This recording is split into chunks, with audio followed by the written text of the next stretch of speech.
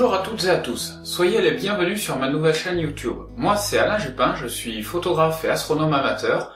Je suis également animateur dans un observatoire astronomique, celui d'Aniane près de Montpellier. Cette nouvelle chaîne sera dédiée à des tutoriaux vidéo tant sur la photographie que sur l'astronomie, voire les deux à la fois. Cette première vidéo, je vais la dédier à un phénomène que l'on pense rare mais qui se produit quasiment une fois par an. Je parle de l'éclipse totale de soleil. Vous le savez, ou peut-être pas encore, mais le 20 mars, pour être précis, se produira une éclipse totale de soleil dans le nord de l'Europe.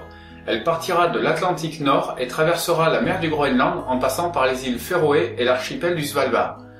Vous l'avez donc compris, en France elle ne sera que partielle, entre 60% du soleil masqué par la Lune en Corse, jusqu'à 80% sur les côtes normandes. Depuis plusieurs jours, mes amis me questionnent sur la manière d'observer et de photographier une éclipse. Je vais donc dans cette vidéo vous expliquer comment observer et photographier ce phénomène sans cramer quoi que ce soit, vos yeux par exemple.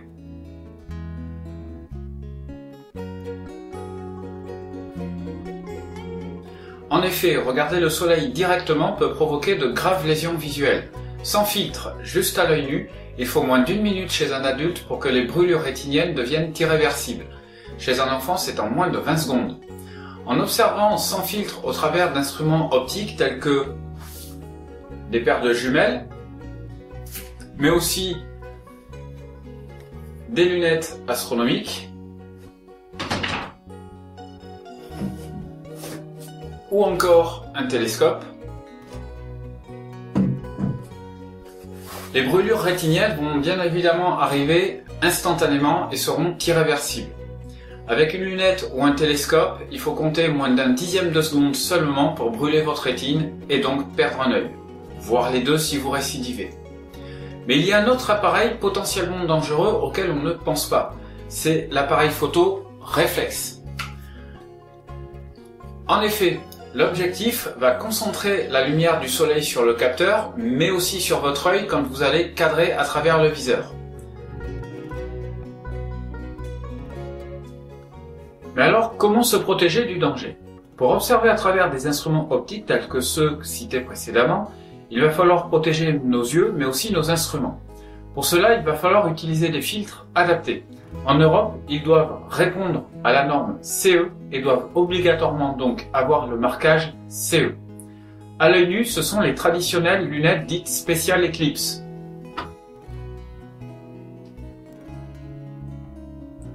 Ça y est en nom.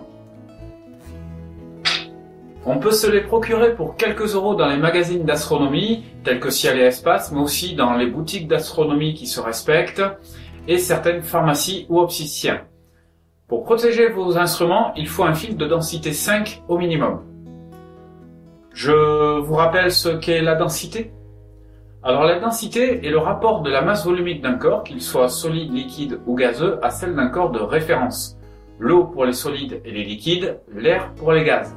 Ainsi, à titre d'exemple, l'or a une densité de 19, le cuivre 9, le dioxyde de carbone 1,4, l'alcool 0,8 et l'hydrogène gazeux seulement 0,07.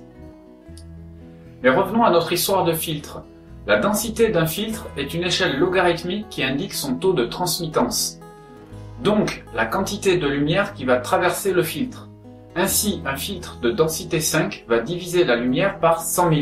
Il y a 5 zéros. Un filtre de densité 3 va diviser la lumière par 1000. Il y a 3 zéros. Ces filtres, on les trouve dans toute boutique d'astronomie qui se respecte sous le nom d'AstroSolar de la marque Bader par exemple. Le format A4 coûte dans les 30 € environ et ça ressemble à ça. Je vous le déballe pas tout de suite, on verra plus tard qu'on va s'en servir pour réaliser nos filtres. Il y a un autre moyen d'observer le soleil sans danger et sans filtre, c'est de l'observer de manière indirecte. Il y a deux méthodes. Par projection, il suffit donc de pointer le soleil avec une lunette astronomique et l'image qu'elle va créer sera projetée sur une feuille de papier blanc. Selon la distance entre la lunette et la feuille de papier, l'image du soleil sera plus ou moins grande. Vous pouvez même tenter une petite expérience, c'est de trouver la distance où l'image du soleil sera la plus petite. Je vous le cache pas, c'est vrai, c'est une expérience fumante, mais marrante. Accessoirement, ça vous montre aussi ce qui serait arrivé à votre œil s'il avait été situé à cet endroit-là. Donc attention, faites l'expérience, mais surtout faites-le dans une manière sécurisée. La seconde méthode, c'est en utilisant un sténopé. Le sténopé est la première forme d'appareil photo et l'on peut s'en confectionner un très facilement et pour quelques euros seulement. Il suffit d'une simple boîte en carton, de chaussures par exemple. Sur l'une des faces, on va faire un petit trou, moins d'1 mm de diamètre, même 1 mm de diamètre suffit. Et de l'autre côté, on va placer une feuille de papier calque ou de papier blanc dans le pire des cas. L'image du soleil va donc être projetée sur le papier blanc et sera plus ou moins grande. Avec un sténopé, c'est de l'ordre de quelques millimètres de diamètre. Si vous n'êtes pas bricoleur, alors laissez faire la nature. En effet, les interstices entre les feuilles des arbres forment un sténopé naturel. Ainsi, le jour de l'éclipse, des dizaines de croissants de soleil seront projetés sur le sol. Seul bémol, à cette saison, les arbres ne sont malheureusement pas tous feuillus.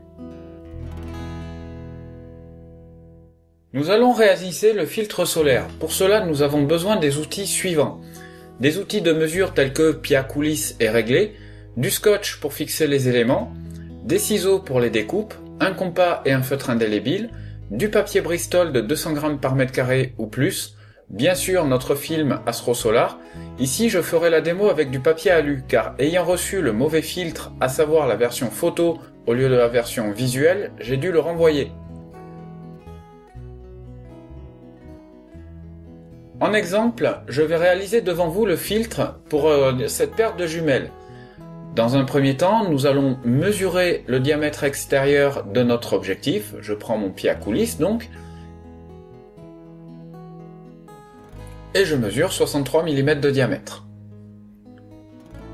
À partir de cette mesure, nous en déduisons que la circonférence fait 20 cm. Vu qu'il vous faut que les bandes se recouvrent, nous découperons les bandes dans la longueur du papier Bristol, donc 30 cm. Pour la largeur, ici 3 cm suffisent, mais pour des instruments de plus gros diamètre, n'hésitez pas à prendre 5 cm. Et nous passons à la découpe. Maintenant, je vais ajuster cette bande autour de ma jumelle. Ensuite, dans une feuille de papier brouillon, on va reporter le diamètre de l'objectif que l'on a mesuré tout à l'heure, nos fameux 63 mm. Il faut que la feuille Astro Solar déborde de quelques centimètres de l'objectif pour recouvrir celui-ci sur les bords. Ici, avec ma jumelle, j'ai pris 1 cm, mais pour des télescopes plus gros, n'ayez pas peur de prendre 5 à 10 cm. Donc, mon diamètre étant de 63 mm, on va arrondir à 64, je divise par 2 pour avoir le rayon, ça fait 32, auquel j'ajoute 1 cm, ça fait 45 mm de rayon. Avec mon compas, je vais prendre 45 mm et je vais donc tracer mon gabarit. Et voilà, il ne reste plus qu'à réviser nos cours de maternelle en découpant soigneusement le gabarit. Là, notre gabarit à reporter sur l'Astro Solar. On prend notre feuille Astro Solar sur laquelle on va placer le gabarit que l'on vient de faire et on va le reporter grâce au stylo indélébile sur le film. Pensez à le placer judicieusement pour avoir la place de faire tous vos filtres. Ensuite, comme tout à l'heure, on découpe soigneusement la feuille. Bien que moins fragile que le papier alu, faites attention à ne pas déchirer le film lors de la découpe.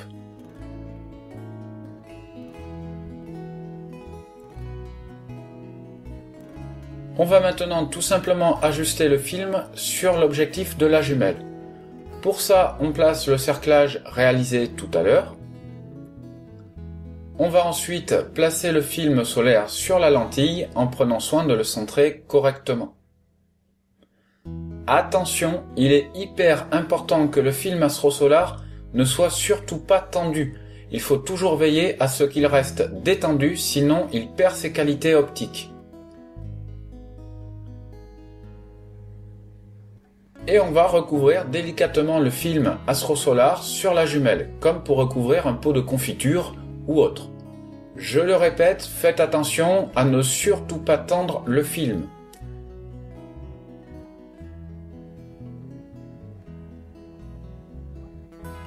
Et enfin, on scotche le film sur le cerclage en Bristol. Cette étape est facultative, mais je vais maintenant recouvrir avec la deuxième bande de Bristol pour rigidifier l'ensemble. Et ensuite, je scotche pour maintenir les deux bandes ensemble. Et voilà, notre filtre est donc fini, il ne reste plus qu'à l'ajuster sur notre paire de jumelles. Le jour de l'éclipse, il faudra impérativement s'assurer que le filtre soit solidaire de l'instrument et qu'il ne puisse en aucun cas s'enlever, par exemple à cause du vent. On peut donc le solidariser avec l'instrument. Ici, j'ai pris un élastique qui permet d'assurer un maintien suffisant, mais le jour de l'observation, vous pouvez aussi scotcher votre filtre à l'instrument. Passons à l'aspect photographie. Comment photographier cette éclipse? Il y a plusieurs possibilités. La première, c'est de photographier le soleil en gros plan avec des instruments tels que lunettes ou télescopes. Ensuite, c'est de photographier le soleil avec des focales plus courtes, donc en grand champ. Et la troisième, c'est tout simplement de ne pas photographier le soleil. Je dis une connerie? Pour photographier le soleil en gros plan, il est impératif, comme on l'a dit dans le chapitre sur la sécurité, de munir votre objectif, votre lunette ou votre télescope d'un filtre solaire. J'ai expliqué tout à l'heure comment faire, je ne reviendrai pas là-dessus. Par contre, en photo, et uniquement en photo, et si on ne regarde pas à travers la visée réflexe, on peut se contenter d'un filtre de densité 3,5, car l'appareil photo est beaucoup plus tolérant que l'œil humain, notamment vis-à-vis des rayonnements infrarouges. On peut donc se permettre des filtres moins puissants. Les photographes connaissent déjà ces filtres qui atténuent la luminosité sous le terme de filtre ND, ND pour Neutral Density.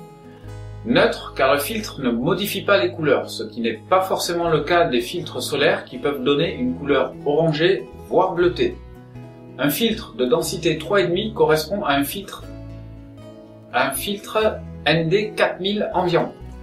Ne cherchez pas, c'est rare et ça coûte un bras. Je rappelle que l'Astro Solar par exemple coûte seulement 30 € et que pour ce prix vous pourrez protéger quelques objectifs, voire aussi une lunette ou un télescope selon leur taille. Concernant les filtres ND400 ou ND1000, il faut être super méfiant. Si c'est pour quelques clichés, pas de souci, mais pour une utilisation prolongée, comme un timelapse par exemple, c'est très déconseillé. Je connais une personne qui a cramé son capteur comme ça, simplement en voulant faire le timelapse d'une éclipse. Oui, on peut donc cramer son boîtier en photographiant une éclipse, ça arrive. Pour des raisons évidentes de sécurité, mais c'est surtout obligatoire si vous utilisez un filtre de densité 3,5, utilisez la fonction Live View de votre appareil photo s'il est suffisamment récent. Quelle focale utiliser? En gros plan, un téléobjectif de 300 mm paraît le minimum. Malgré le filtre devant l'objectif, l'ouverture n'est pas très importante. Un objectif qui ouvre à 5,6 à 300 mm sera amplement suffisant. Le plus dur sera de faire la photo qui va vous différencier de tous les autres. Et là, malheureusement, j'ai pas trop de conseils à vous donner. Sur un plan technique, mettez les ISO au minimum. Fermez un petit peu le diaphragme pour avoir un meilleur piqué. Malgré la fermeture du diaph et la présence du filtre qui atténue fortement la lumière, vous devriez avoir des temps de pause très courts. Le millième de seconde n'est pas idiot. Avec un objectif grand champ, mais c'est aussi faisable avec de longues focales, l'idéal est de pouvoir insérer l'éclipse dans le paysage. Cela va dépendre du lieu où vous êtes. À ce propos, pensez à faire des repérages les jours précédents. Il n'y a rien de plus énervant que de voir son plan foiré à cause d'un détail auquel on n'a pas pensé. Et puis enfin, vous pouvez en effet ne pas photographier l'éclipse. Enfin, pas directement. Nous avons parlé tout à l'heure du sténopé naturel que représentent les feuilles. C'est une idée de photo originale et intéressante. Là encore, je fais confiance à votre imagination de photographe pour trouver la photo qui vous fera sortir de l'ordinaire. Toujours à propos du sténopé, c'est faisable en photo aussi, mais ça j'en parlerai peut-être dans un autre épisode. Enfin, dernier conseil. Votre appareil photo, qui a de grandes chances d'être noir, va donc absorber un maximum les rayonnements infrarouges envoyés par le soleil. Les parano du ciboulot pourront envisager de protéger leur boîtier avec une couverture de survie. Alors évidemment dans le bon sens. Donc le côté doré vers l'extérieur. Ça ne coûte que quelques euros et c'est une protection supplémentaire. Enfin, je termine. Certes, en me répétant, je sais, mais n'observez jamais le soleil directement sans protection. Ne laissez également jamais des enfants observer le soleil sans la surveillance d'un adulte. Merci de votre écoute. Bonnes photos, bonnes observations pour cette éclipse de soleil et n'hésitez pas à mettre vos photos dans les commentaires de la vidéo. Merci et au revoir.